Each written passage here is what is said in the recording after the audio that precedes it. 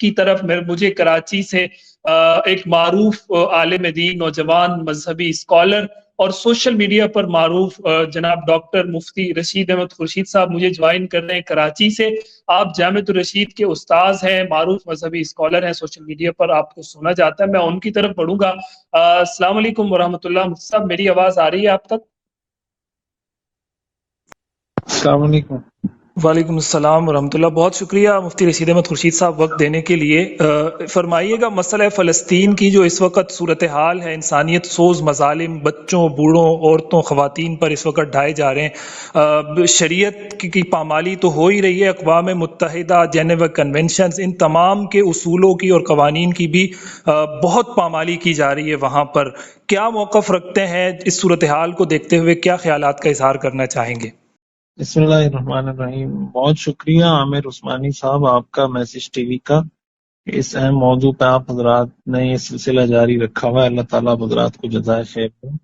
دیکھیں، یہ تو ایک بہت بڑا اس وقت جو اسرائیل کی طرف سے، اور صرف اسرائیل کی طرف سے نہیں، اسرائیل کو سپورٹ کرنے والے جتنے دنیا کے بڑے بڑے آپ کہیں مجرم ہیں، امریکہ ہے، فرانس ہے، جاپان ہے، برطانیہ ہے، تو انہوں نے جس طریقے سے اسرائیل کو سپورٹ کیا ہے، اور اسرائیل جس طریقے سے انسانی حقوق کی پامالی کر رہا ہے، جس طریقے سے عالمی قوانین کی پامالی کر رہا ہے، جس طریقے سے وہ جنگی جرائم کا ارتکاب کر رہا ہے، تو اس سے ایک بات جو بہت کھل کر سامنے آتی ہے وہ ویسٹ کا ڈبل سٹینڈرڈ ہے۔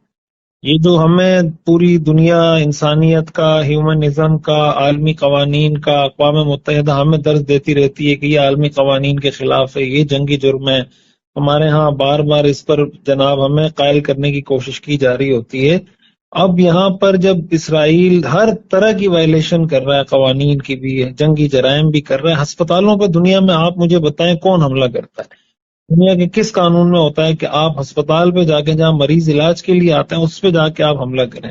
وہاں بچوں پر، وہاں لوگوں کی صورتحال یہ ہو گئی۔ آج میں الجزیرہ کی رپورٹ پڑھ رہا تھا کہ ڈاکٹروں نے ہسپتالوں میں کہا ہے کہ بھئی ہمارے پاس کفن ختم ہو گئے بچوں کو، مردوں کو کفنانے کے لیے۔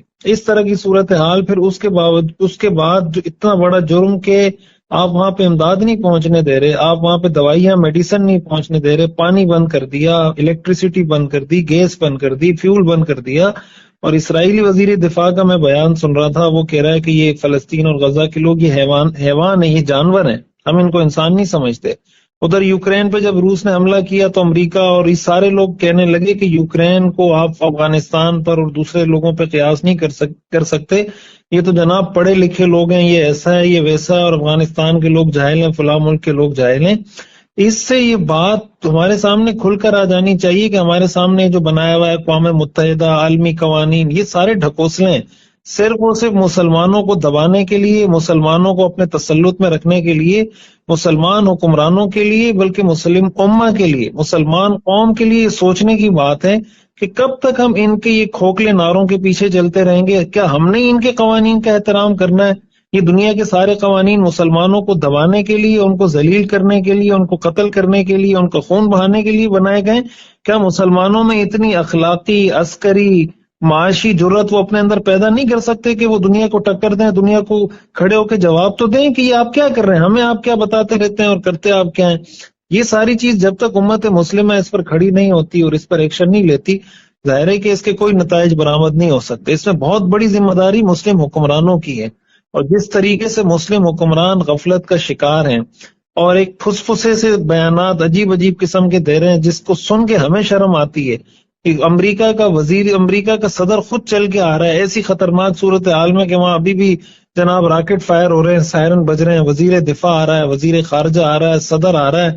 ہمارے ملکوں کے، مسلم ممالک کے سفراء میں اتنی اخلاقی جرت نہیں ہے کہ وہ جا کے ایک دوسرے سے ملیں، اس کے لیے لابنگ کریں، اس کے لیے جناب جو سفارت خانہ ہے، امریکہ کا سفارت خانہ ہے، برطانیہ کا سفارت خانہ ہے، وہاں جا کے ان سے بات کریں، عرب ملکوں سے بات کریں، کوئی اس طرح کا لائحہ عمل طے کریں جس سے دنیا کے اندر ان کی موبلائزیشن لوگوں کو نظر آئے کہ بھئی مسلم ممالک بھی ساتھ کھڑے ہیں۔ ہم تو یہ کہنے کی ضرورت نہیں کر پا رہے صحیح طریقے سے کہ ہم فلسطین کے ساتھ کھڑے ہیں، ہم حماس کے ساتھ کھڑے ہیں۔ تو اس طرح کی اگر ہم بےغیرتی، میرے خیال میں اس کے لیے بےغیرتی سے کوئی کم لفظ میں نہیں سمجھتا کہ کوئی استعمال کیا جا سکتا ہے۔